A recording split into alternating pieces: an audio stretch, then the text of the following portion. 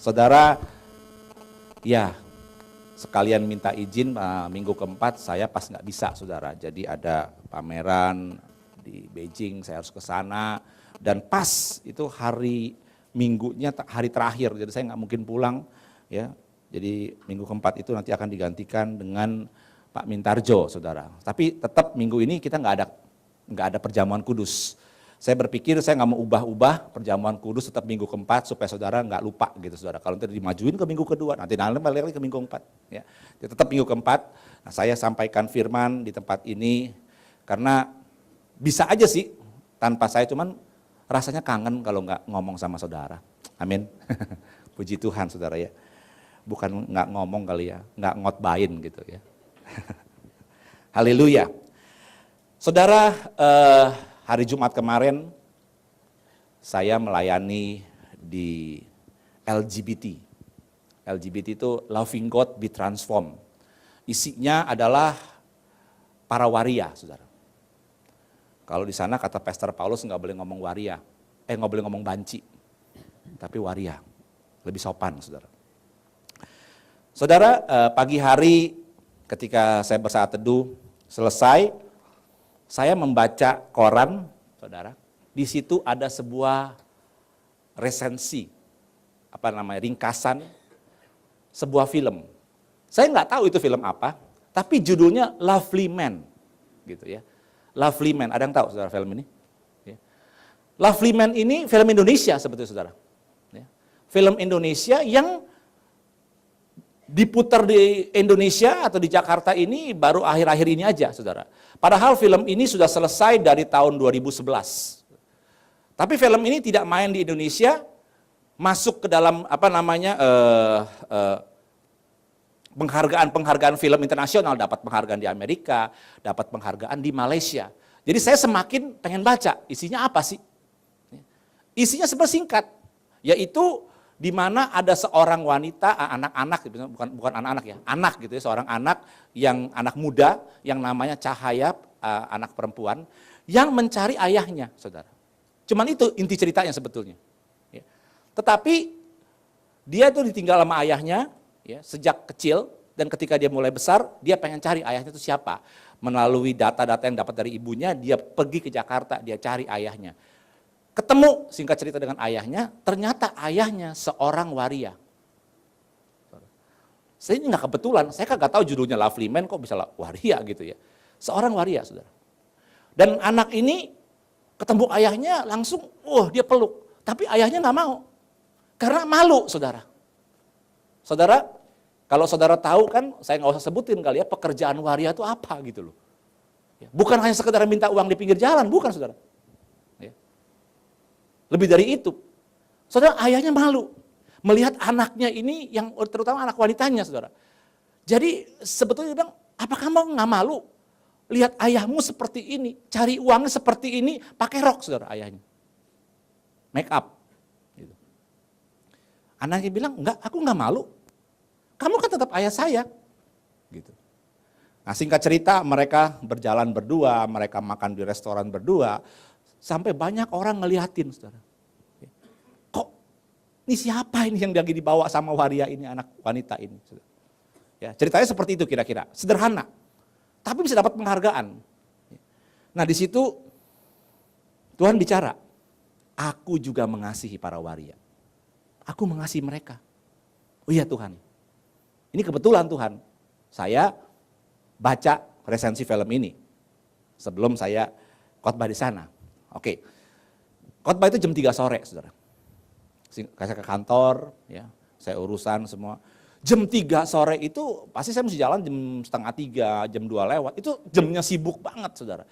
Dan hari itu, kemarin hari Jumat, itu saudara ada proyek saya yang mau negosiasi dengan saya, saudara. Telepon-teleponan, itu kira-kira jam 2. Telepon, dia bilang, Pak saya belum terima loh Pak emailnya Pak. Udah Bu, saya kirim lagi sekali lagi. Nanti habis saya kirim, saya lihat langsung saya negosiasi sama Bapak. Tolong siap-siap. Iya. Kirim cukup lama saudara. Dia juga belum telepon, udah setengah 3, saya jalan saudara, saya tinggal. Terus saya bilang sama orang saya, pokoknya bilangin dari mulai jam setengah 3 sekarang sampai minimal setengah 5, saya nggak akan bisa dihubungin. Waduh Pak, nanti kalau dia mau negosiasi gimana? Bilang begitu aja deh pokoknya. Saudara, sebetulnya waktu jam 2 lewat seperempat sampai setengah 3, itu saya pengen telepon Pastor Paulus, pengen batalin. Terus terang, pengen batalin. Aduh ini udah gimana nih? Lagi menantikan seperti ini. Saya pengen sekali batalin, saudara. Tapi yang tadi pagi, film resensi tadi, Lovely Man tadi, ngomong gitu seolah-olah. Aku mengasihi lo, para waria. Wah, saya ambil keputusan, saya bilang, iya deh, saya jalan, saya pergi. Saya silent telepon saya, sejak saya di mobil, saya silent telepon saya sampai selesai berkhotbah. Saya lihat nggak ada telepon, nggak ada miss call, nggak ada apa-apa. Udah. Kemudian malamnya saya meeting dengan gembala-gembala dengan Pak Yopi. Sampai malam baru saya tanya, ngomong-ngomong tuh gimana ya yang tadi mau negosiasi tuh. Penawaran kamu udah kirim? Udah. Saya juga udah telepon, tapi nggak diangkat sama dia. Malam hari dia bilang, Pak, tapi syukurlah Pak. Mereka langsung kirimin PO. Nggak pakai nawar lagi, saudara. Kita beri tepuk tangan buat Tuhan, saudara.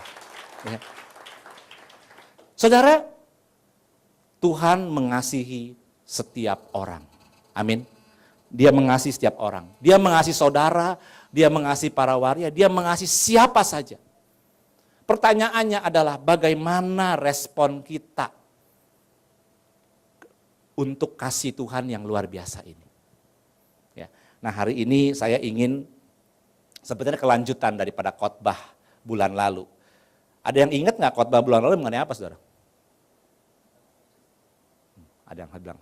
Yang lain jemaat yang ingat cuma pengerjanya. Kupu-kupu ingat ya saudara ya. Saudara udah jadi kupu-kupu atau masih jadi ulat? Atau kepompong? Persahabatan. Nah itu saudara. Saudara di mana prosesnya? Jadi yang bulan lalu saya cerita bahwa perubahan itu harus dimulai dari dalam. Dari dalam. Keluar. Yang dikerjakan oleh Roh Kudus. Ya. Hari-hari ini saudara imani. Ya. Apa yang dikatakan Pak Niko tadi betul. Roh Kudus sedang dicurahkan, dia akan memenuhi saudara, akan membuat roh saudara kuat, dan saudara akan berubah dari dalam. Dalamnya berubah, luarnya ikut berubah. Tadinya mukanya seperti pepaya Bangkok panjang. Begitu diubah dari dalam, senyum, banyak ketawa. Katakan amin. Ya. Nah saudara, hari ini kita mundur satu ayat, saudara. Kalau kemarin saya ambil dari Roma 12 ayat 2, sekarang saya ambil dari Roma 12 ayat 1. Ya, kita buka coba. Roma 12 ayat yang pertama.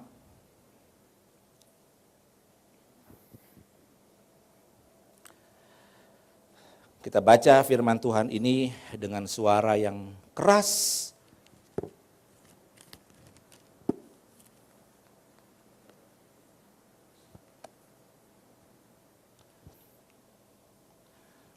Alkitab saya udah kayak sayur asin, mau dibuang sayang, saudara. Banyak tulisannya. Mau beli yang baru, banyak tulisannya. Capek catat lagi. Oke, Roma 12 ayat yang pertama. Perikopnya berjudul apa, saudara? Persembahan yang benar. Kalau dikatakan persembahan yang benar, pasti ada persembahan yang tidak benar atau salah. Ya. Nah ini yang benar nih saudara. Kita belajar yang benar aja. Ya. Oke kita baca sama 1, 2, 3. Karena itu.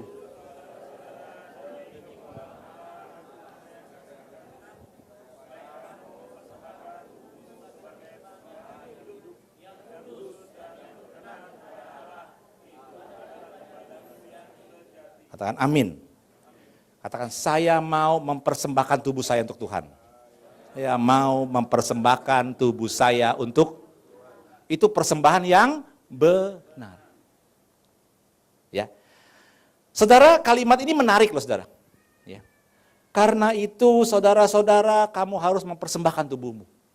Mungkin saudara berkata, aduh Pak enak amat, mana bisa saya mempersembahkan tubuh saya untuk Tuhan. Ya.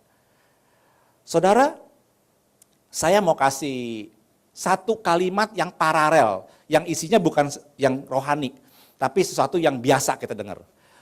Contoh begini, karena itu saya bersedia memberikan sumbangan untuk pembangunan gereja dalam jumlah yang besar.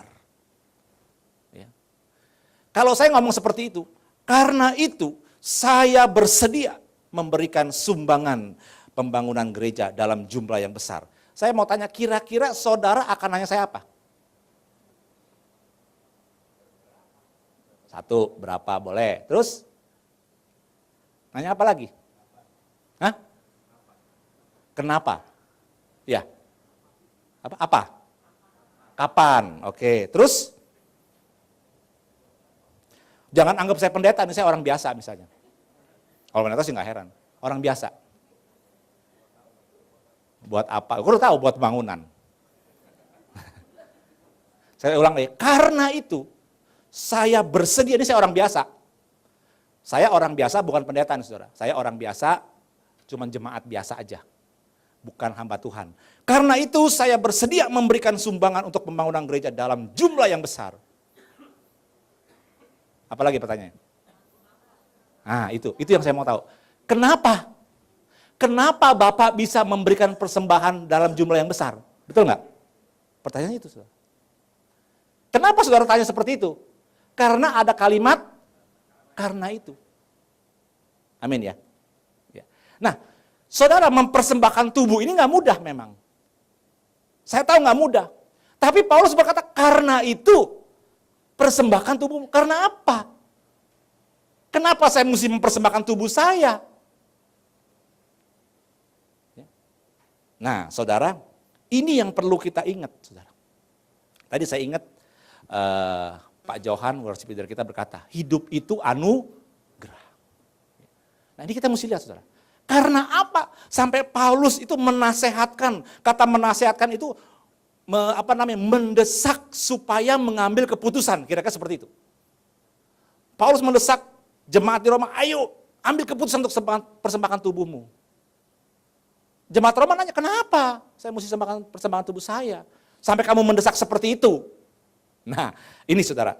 Jadi kalau kita lihat, karena itu berarti firman ini connect dengan firman sebelumnya. Sebelum-sebelumnya pokoknya. Ya. Karena itu, hari ini saya sakit, tidak bisa masuk kantor. Kenapa sih? Oh, ternyata sebelumnya kemarin saya kehujanan. Karena itu saya sakit, nggak masuk kantor. Nah saudara, kalau kita mau lihat kitab Roma ini, saudara, ini bukan pelajaran, saya nggak bicara yang dalam-dalam, nggak. Ya, yang sederhana aja. Kitab Roma itu sudah dari ayat 1 sampai ayat 11, pasal 1 sampai pasal 11, itu pasti menceritakan sebab musababnya sehingga Paulus bisa ngomong di ayat pasal 12 ayat 1. Karena itu, apa sih? Oke, saya kelompokkan dulu. Kitab Roma itu dari 1 sampai 11, itu bicara mengenai doktrin. Doktrin itu dasar-dasar gitu, kekristenan. Pasal 12 sampai selanjutnya adalah praktek. Jadi 1 sampai 11 itu doktrin, 12 sampai 16 prakteknya yang kita harus lakukan. Atau saya belum ngomong 1 sampai 11 itu anugerah, 12 sampai 16 kita kepada Tuhan. Karena Tuhan kasih anugerah. Gitu. Dimulai dari yang ayat 1 tadi. Karena itu. Nah saudara, kalau kita lihat pasal 1 sampai pasal 3, Paulus bicara tentang dosa. Bahwa semua manusia sudah berdosa dan kehilangan kemuliaan Allah. Saudara percayakan hal ini? Sekalipun saudara anak pendeta sebelum terima Yesus, dia tetap menjadi orang yang berdosa. Pak, anak bayi kalau lahir dosa apa enggak, Pak? Dosa jawabannya. Loh kok bisa begitu, Pak? Dia kan belum bisa melakukan apa-apa. Dia belum bisa nangis, dia belum bisa berbohong, dia cuma bisa nangis. Apakah dia dosa? Dosa. Nah, saya beri contoh begini. Kalau saya sama Pak Hendra misalnya. Saya janji, Pak Hendra, besok saya datang ke rumah Pak Hendra ya. Jam 7 pagi saya mau share sama Pak Hendra. Oh ya Pak, silakan Pak. Pak Hendra. Kemudian besoknya saya nggak datang, saya nggak telepon, saya nggak datang. Saya kan berbohong berarti kan, saya udah janji saya mau datang, tapi saya nggak datang. Saya mau tanya saudara, saya berdosa sama Pak Hendra atau bersalah? Bersalah. Saya nggak berdosa sama Pak Hendra, saya bersalah. Tapi saya nggak bohong bukan? Nggak bohong. Saya berdosa sama siapa? Sama Tuhan. Ngerti ya? Jadi ketika saudara tidak melakukan sesuatu apapun kepada manusia, nggak membunuh loh Pak, nggak curi, ya, nggak berbohong, nggak apa, ya memang nggak dosa dong Pak, nggak. Saudara nggak salah iya, tapi kalau dosa urusannya dengan Tuhan. Kenapa? Karena Alkitab berkata karena satu orang yang sudah berdosa, atau saudara tahu siapa? Adam. Gara-gara dia makan buah itu, dia berdosa, kita ini yang keturunan Adam ikut berdosa. Sekalipun caranya bukan cara seperti Adam. Ikut berdosa. Sejak dosa itu masuk ke dalam Adam, ditransfer kepada setiap keturunan manusia, maka dosa itu memiliki kuasa di dalam hidup kita. Sehingga dosa itu menggerakkan hidup kita. Saya pernah saksikan dulu kan, bagaimana waktu saya bicara dengan si Aming bagian kebersihan di WTC. Kenapa ya Pak orang bisa berbuat jahat seperti itu ya Pak? Apa sih sebabnya? Karena dosa saya bilang. Karena dosa yang mendorong kita untuk melakukan hal yang jahat. Karena ada dosa dalam kita. Ya.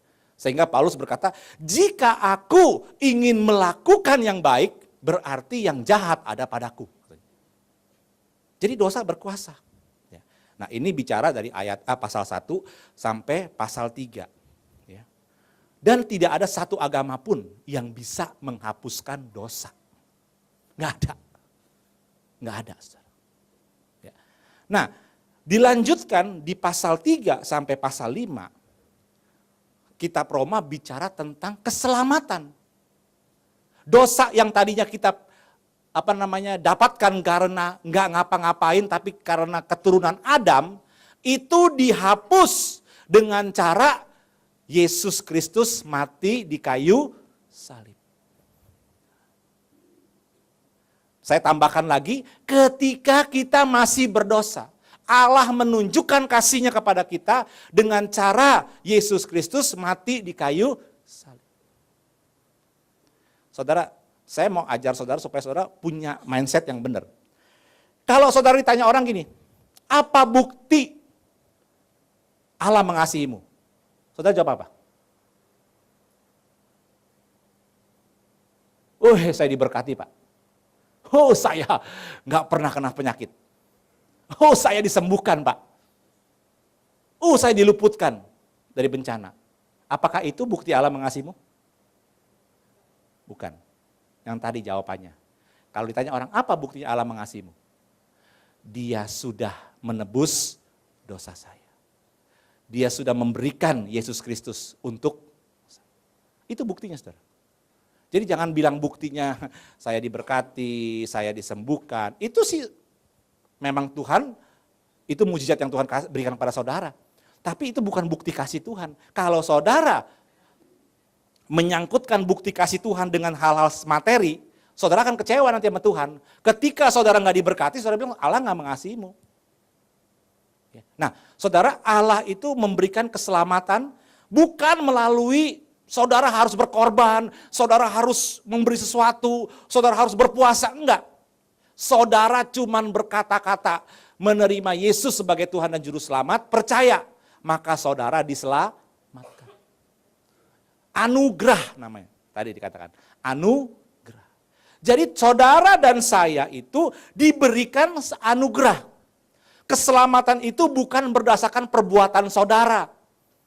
Aduh hari ini saya udah berbohong, aduh hari ini saya sudah iri hati, saya mau tebus saya mau ngasih ntar kalau ada pengemis di lampu merah, biasanya saya kasih cuman 500 perak, saya mau kasih goceng misalnya gitu. Saya mau tebus dosa saya salah. Enggak perlu begitu saudara. Sekarang saya kalau di Jayakarta tuh, ya Pak Tony kan di ujung Jayakarta, banyak waria ya Pak Tony ya, yang dekat menjalan ke Gunung Sari. Kalau pagi tadi Saya sekarang mau ngomong mesti ngasih uang, saudara. Takut. Ini yang khotbah nih kemarin, pelit banget nih pendeta. Gitu. Jadi saya mau ngasih 1.000, kadang-kadang 500. Makasih ya Om. Gitu. Besok saya mau minta sama Paulus itu kartu nama. Saya kasih 5.000 plus kartu nama, datang kemari ya. Nah, gitu. Saya mau minta tuh, saya baru ingat LGBT. Ya. Nah saudara, ya memang kesaksian ini saya ceritain agak lucu juga nih. Kemarin waktu saya khotbah, habis itu saya doakan mereka ke depan. Saudara. Semuanya sih laki saudara memang ya. Ada yang tampangnya perempuan, tapi enggak pakai baju laki maksudnya saudara. Jadi saya pikir kena laki ya saya doain, selain tumpangin tangan kepala saya pegang dadanya. Roh Kudus terima. Tapi ada laki, kok dadanya kayak perempuan ya. Saya mau doain nggak jadi saudara. Takut salah, nanti nggak enak saudara. Ya kan? Nanti jadi ini, bukannya diterusin nanti sama, Om ntar ya, gitu kan nggak enak. Ya saya tumpang kepalanya aja. Roh Kudus terima gitu. Jadi banyak juga yang begitu saudara. Ya. Nah ini memang dosa itu diampuni oleh Tuhan. Dengan cara anugerah, bukan dengan cara saudara berbuat sesuatu. Nah itu jadi pertama mengenai dosa, yang kedua mengenai keselamatan. Nah kemudian dari ayat 6 sampai pasal 6 sampai pasal 8, ini berbicara tentang pertumbuhan rohani atau tentang hubungan antara manusia dengan Allah. Di mana setelah saudara dihapuskan dosanya, maka Tuhan mengangkat saudara menjadi siapa? Anak. Amin saudara? Amin saudara? Nah, saya yang pelan kalau gitu. Kalau saudara saya kencang, saudara pelan. Jadi saya, amin saudara. Ya. Saudara, jadi saudara itu anak.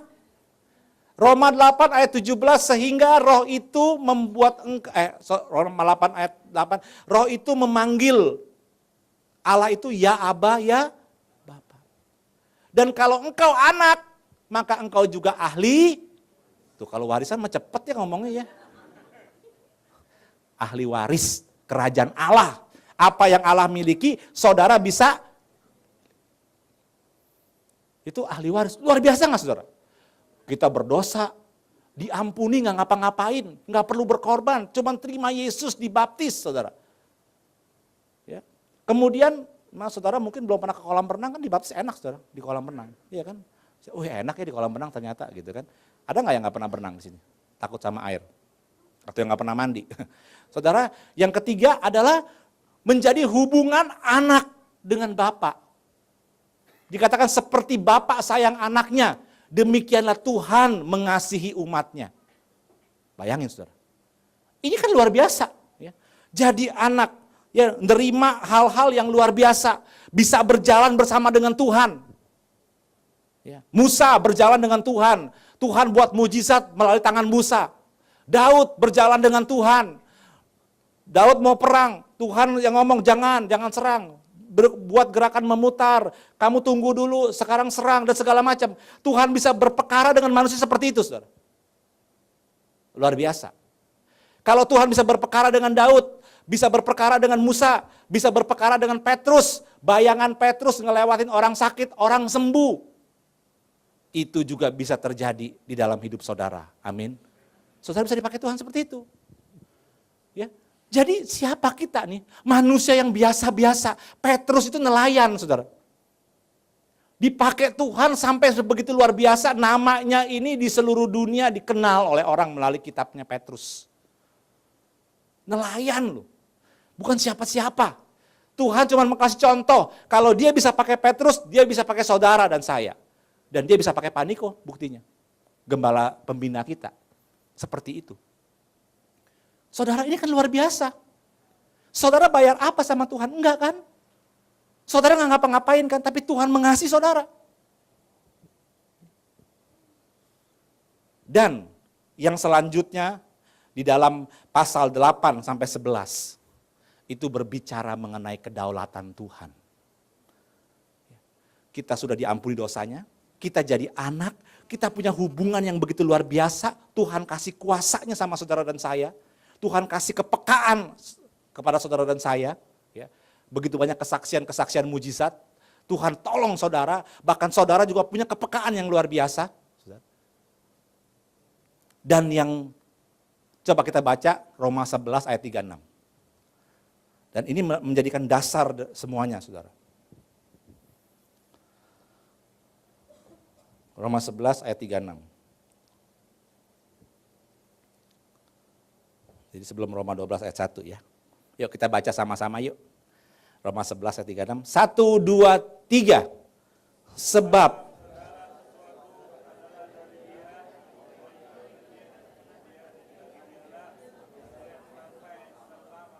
Ulang. Pelan-pelan ya, pelan-pelan. Jadi itu ada kata dari, oleh, dan. Dari, oleh, kepada. Ya, oke. 1, 2, 3. Sebab.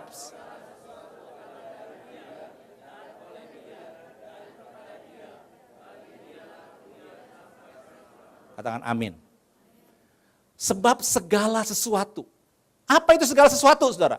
Dari yang paling besar di planet, di angkasa, di alam semesta ini, mungkin Bima Sakti yang begitu jauh, bintang yang jaraknya dari bumi itu jutaan tahun cahaya. Mungkin kalau yang saudara lihat cahaya sekarang udah gak ada bintangnya, karena dia berjalan dari bintang tepat itu ke mata saudara perlu jutaan tahun.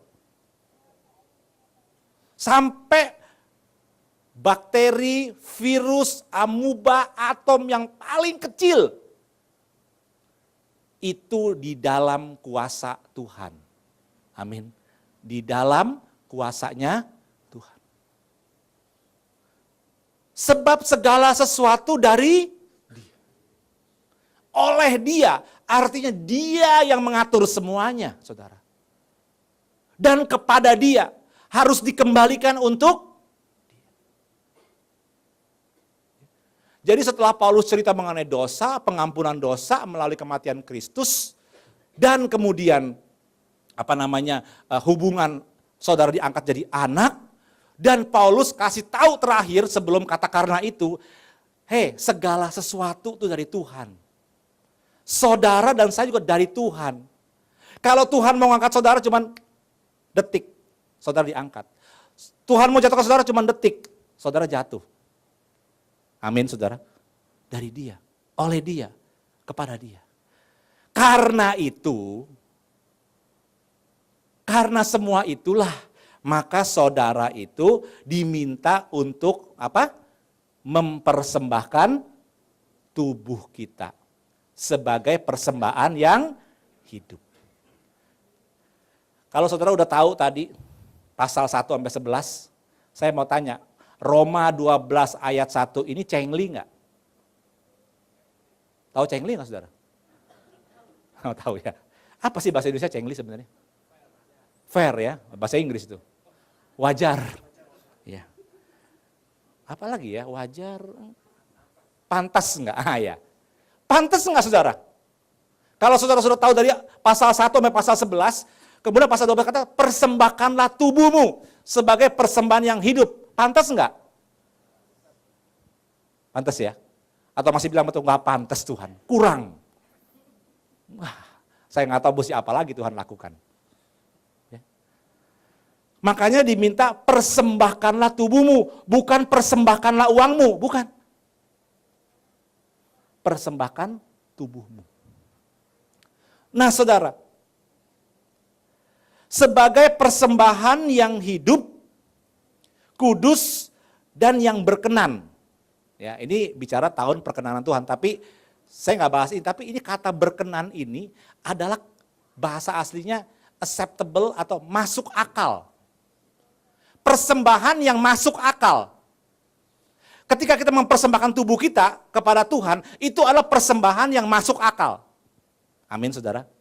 Enggak yang nggak masuk akal, bukan. Contoh gini, waktu Presiden Obama datang ke Indonesia, saudara, dia disuguhkan nasi goreng. Loh benar nih, saudara, karena dia suka nasi goreng kan, dikasih nasi goreng. Masuk akal enggak nasi goreng yang dikasih ke Obama itu nasi goreng dari mie tek-tek di pinggir jalan? Hah, enggak masuk akal. Yang masuk akal adalah koki istana yang harus buat, betul enggak? Enggak boleh mungkin banyak minyak, nggak boleh pakai B2 gitu. Mungkin Obama suka B2, saya nggak tahu. Segala macam gitu saudara. Nggak mungkin nggak pakai seafood apa sebagainya. Bahaya nggak?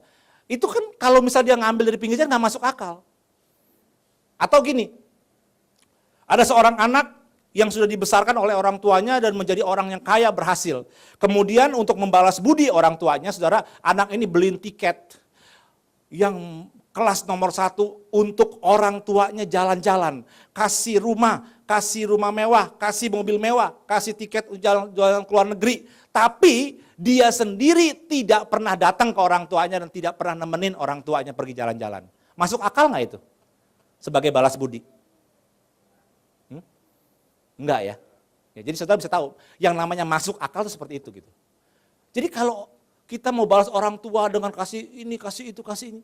Tapi kitanya nggak mau datang, nggak mau nyapa. Pokoknya aku kirimin uang lah Pak. Ma, aku kirimin tiket, jalan-jalan ke sana. Tapi kita nggak pernah temenin, nggak pernah ajak ngobrol. Kawan saya saudara sempat kecewa sama anaknya. Dia sekolahin anaknya jauh-jauh, berhasil di Amerika. Satu hari dia sakit saudara. Dia ada di Hong Kong, di opname. Saudara kalau dia sakit, dia orang di Indonesia, pindah ke Hong Kong, bukan pindah aja, rumah sakitnya dibawa ke Hong Kong gitu. Berarti sakitnya cukup serius kan. Dia takut di sini nggak bisa, dia pindahin ke Hong Kong. Dirawat di rumah sakit Hong Kong. Dia telepon anaknya, mama telepon, papa kamu nih sakit, datang dong. Saudara tahu anaknya jawab apa? Ma, sekarang teknologi udah maju, Skype aja Skype. Aku juga bisa lihat papa, kasih aja ke papa itu. Sama aja kan, ngapain aku perlu datang. Coba saudara, kayak gitu tuh. Skype aja. Jadi kalau mau pelokan sama komputer atau iPad. Gitu. Anak sekarang tuh saudara. Ya. Itu gak masuk akal kalau kayak gitu. Gak masuk akal disebut anak. Tapi saudara yang Paulus minta, kalau kita mempersembahkan tubuh, itu persembahan yang masuk akal maksudnya. Buat Tuhan tuh masuk akal. Cengli, pantes tadi. Aku sudah lakukan ini semua. Aku ini siapa? Kata Tuhan. Roma 11:36. Segala sesuatu dari aku. Pantes gak sih sekarang aku minta tubuhmu? Nah saudara. Saudara, kenapa Tuhan mintanya tubuh ya? Coba kalau duit sih kita kasih kali ya. Saya dulu waktu jadi RT, waktu zamannya kerusuhan saudara. Habis kerusuhan tuh disuruh siskamling. Nah banyak warga yang gak mau siskamling. Alasannya sakit lah, besok mau kerja lah. Nah daripada gak ada orang, akhirnya kita ambil keputusan, kita minta duit. Kalau dia gak mau siskamling, ganti biaya siskamling. 50.000. Bayar saudara mereka. Udah nih 50.000. 50.000 dikasih orang lain untuk jagain. Kalau nggak ada orang lain ya hansip yang dikasih. Bayangin saudara hansipnya omsetnya banyak kalau waktu itu. Banyak rumah yang kasih siskamling dia dapat duit. Soalnya satu hari berapa rumah gitu. Dari RT ini 2 rumah, dari RT ini 2 rumah kan lumayan. Nah saudara, orang lebih gampang serahkan uangnya. Tapi kalau tubuhnya, wah ini. Mau diapain tubuh saya? Nah saudara perlu ingat ini. Saudara, jawabannya kenapa Tuhan minta tubuh? Coba buka Roma 6 ayat 6.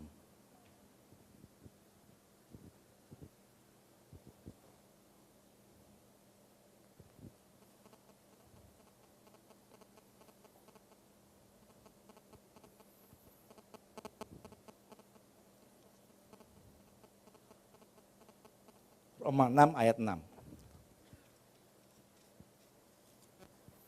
Bentar ya.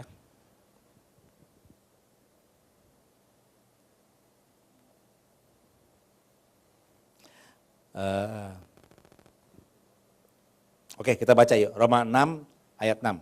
1, 2, 3.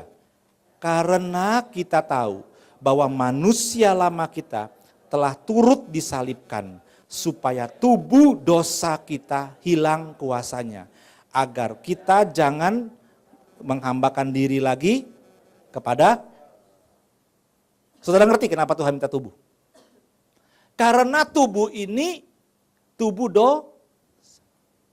Kita terima Yesus, dosa kita diampuni. Tetapi kuasa dosa itu masih mengendalikan, masih bisa bereaksi. Kecuali roh saudara kuat. Nanti. Kalau roh saudara kuat, dosa nggak bisa ngapa-ngapain. Tapi kalau rohnya nggak kuat, bisa aja dosa itu keluar. Keluar berupa tindakan-tindakan, perkataan dan sebagainya, menyakiti orang dan sebagainya, saudara. Bisa. Oleh karena itu yang Tuhan minta, tubuh kita, serahkan tubuhmu. Persembahkan tubuhmu. Sebagai persembahan yang hidup. Tuhan nggak perlu lagi persembahan yang mati, Tuhan nggak mau. Masa saudara mesti bobok kambing? Hari ini adalah hari korban. Di depan parkir kambing semua. Ya kan? Untuk disembeli, hari korban. Nggak perlu. Tuhan nggak minta itu, saudara. Tuhan minta yang hidup. Kamu, tubuhmu, aku minta. Dipersembahkan. Saudara, kalau saudara tahu, di dalam tubuh kita ini ada emosi kita. Di dalam tubuh kita ini ada pikiran kita. Di dalam tubuh kita ini ada keinginan kita. Di dalam tubuh kita ini ada rencana kita. Saudara, saudara kan nggak mungkin bisa berkata begini, hari ini saya pengen banget ke mall. Saya pengen lihat-lihat baju, tas saya mau belanja. Tapi saya nggak mau bawa tubuh saya taruh di rumah. Bisa nggak? Nggak bisa. Ketika saudara membawa tubuhnya ke mall, saudara jalan dengan kaki saudara, di mall saudara ngelihat, wah ini bagus, saudara beli. Kenapa? Karena tubuhnya ngikut. Kalau tubuhnya nggak ngikut bisa belanja nggak? Nggak bisa. Masalah tiba-tiba uang melayang-layang, Pak saya mau beli tas. Kabur kali ya yang jualan juga. Iya kan? Nggak pakai tubuh gitu kan? Nggak ada, saudara. Jadi tubuh ini, di dalam tubuh ini ada seluruhnya. Dan Tuhan minta itu dipersembahkan. Tujuannya untuk apa, saudara? Dikatakan tadi, supaya tubuh kita ini hilang kuasa dosanya dan menghambakan dirinya kepada Tuhan. Dulu kita hamba juga, cuman hamba dosa.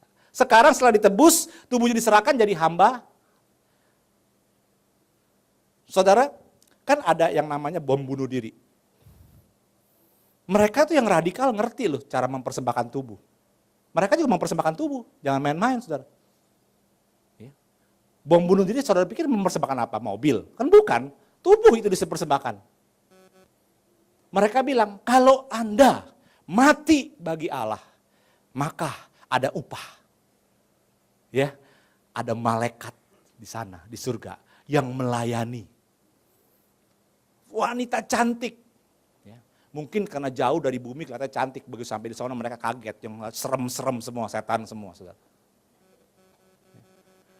Mereka berani mempersembahkan tubuh. Tubuhnya diikat sama bom, ya, diledakkan di tempat keramaian, di bus, di restoran. Dan Osama bin Laden pernah bilang begini, you are American, love to live. But we are love to death. Kamu orang Amerika, kamu senang dengan kehidupan. Tapi kami senang dengan kematian. Gila.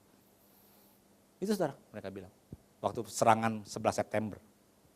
Dan kemudian mereka mengajarkan anak-anaknya untuk mempersembahkan tubuh. Satu hari kelak berjihad untuk bom bunuh diri. Yang aneh, saudara, ketika Osama bin Laden diserang sama pasukan SEAL Amerika itu, marinir. Ternyata di tubuhnya Osama bin Laden nggak dipakein bom. Mesti dia pakai bom dong. Lu tembak meledak nih, awas, berani nggak? Nggak ada tuh bomnya. Mesti kan begitu, dia kan nggak jadi orang pakai bom, dia mesti pakai bom juga. Dia tahu kok diserang, bukan sehari kan itu, dia pakai bom mestinya. Yang berkekuatan berapa TNT gitu kan. Kalau sampai kalian tembak saya, ini meledak nih semua. Wah. Tapi dia nggak lakukan itu, saudara. Dia pakai baju biasa. Istrinya banyak. Orang disuruh dapat nanti. Dia dapatnya sekarang duluan, saudara. Saudara, tapi mereka mempersembahkan tubuh untuk mati bagi Allah. Menurut mereka kan. mati bagi Allah. Tapi kekristenan berkata, aku menyerahkan, aku mati bagi kamu. Mereka mengajarkan anak-anak mereka untuk mati bagi Allah. Tapi Tuhan berkata, aku memberikan anakku untuk mati bagi kamu. Sekarang, persembahkan tubuhmu sebagai persembahan yang hidup, yang masuk akal. Saudara, ini saya pikir luar biasa. Tuhan gak ngomong sama kita, kuduskan tubuhmu ya, nanti aku pakai. Enggak, Tuhan bicara, serahkan namaku. Aku yang akan kuduskan, supaya aku bisa pakai kamu. Amin saudara. Kemauan kita. Cengli ini, yang diminta Tuhan cengli. Pantes.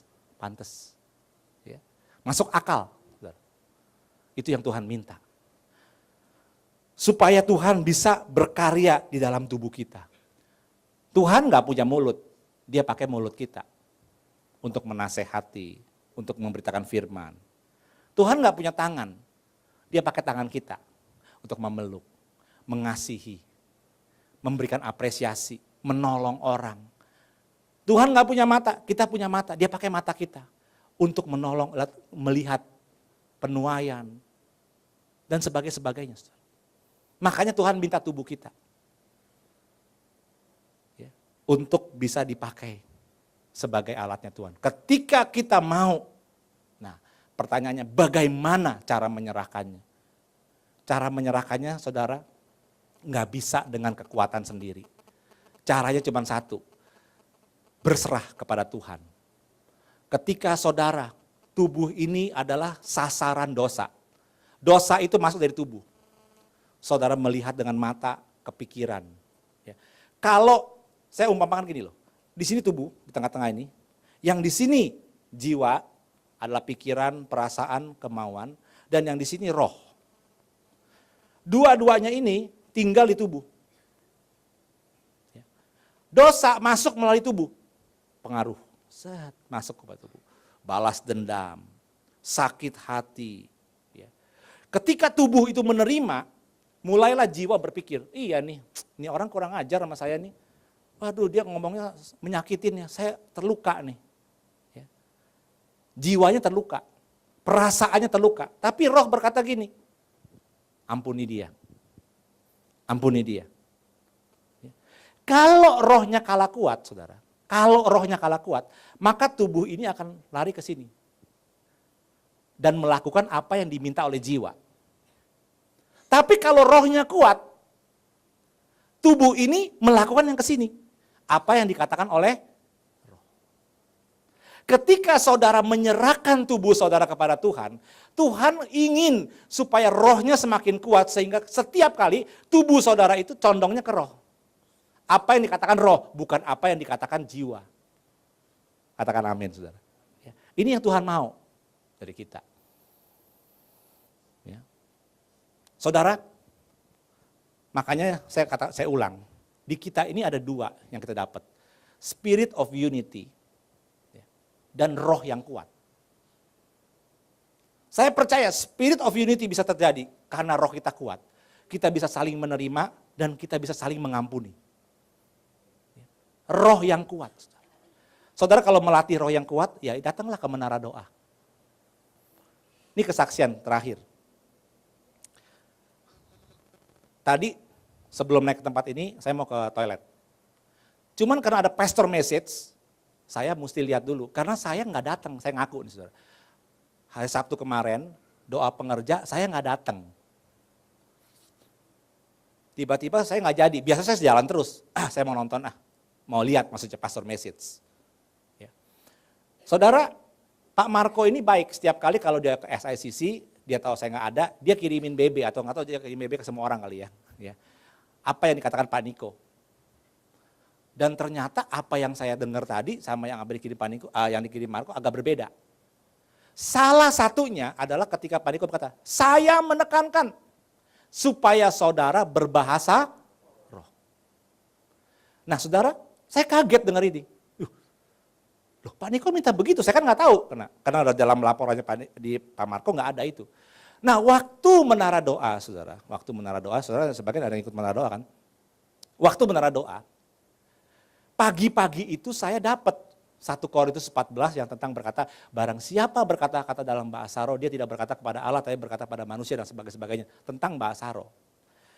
Waktu di menara doa kan saya nggak khotbah, saudara. Saya cuma duduk, diam, kesaksian semuanya. Kesaksiannya semua tentang mujizat. Jadi saya pikir, saudara, ya apa yang saya dapat tadi pagi, itu mungkin ya bukan bakal sekarang. Selesai kesaksian, saya mau tutup, saudara. Tiba-tiba nggak tahu tuh, kita tiba-tiba ngomong aja, oh ya saudara, tadi pagi saya dapat 1 Korintus 14 ayat sekian mengenai bahasa roh. Nah saudara, ketika saya selesai ngomong itu, Pak Marco datang. Jadi waktu menara doa itu mulai, waktu kita mulai muji nyembah, dia itu sudah dapat bahwa saya itu lagi ngurapi orang yang belum bisa berbahasa roh. Dia pikir waktu itu dia keingetan dengan Paniko, padahal saya nggak dengar yang Paniko ngomong seperti itu, saya nggak dengar, saya nggak tahu. Jadi ya akhirnya di menara doa ya saya ngurapin orang jemaat-jemaat yang belum berbahasa roh. Sebagian dapat bahasa roh, sebagian mungkin belum, tapi saya percaya pasti mereka dapat. Nah saudara, ini saya mau kasih tahu. Jadi ketika saudara mempersembahkan tubuh, saya juga mempersembahkan tubuh, saya bisa nggak bisa saudara. Seringkali bisa kalah sama godaan, seringkali bisa kalah sama jiwa nih, emosi kita bisa kalah. Tapi setiap kali saya mau di titik mau kalah, saya bilang Tuhan, saya nyerah. Mesti bagaimana terserah Tuhan. Tiba-tiba tuh selalu ya, ada kekuatan, ada keluputan dan sebagainya. Nah ketika kita mulai menyerahkan tubuh ini, maka kita mulai condong ke sebelah sini. Ke roh. Apa yang dikatakan roh. Dan kita melakukan apa yang dikatakan roh. Seperti tadi di menara doa. Saya udah gak mau ngomong, lah ini gak cocok banget lah, saya dapatnya bahasa roh kok tiba-tiba ngomongnya kesaksiannya mujizat segala macamnya. Ya itu gak ada hubungannya dengan bahasa roh gitu kan. Tapi ya karena saya berusaha mempersembahkan tubuh sebisa saya, semaksimal saya. Bukan sekali loh saudara mempersembahkan tubuh, terus menerus saudara.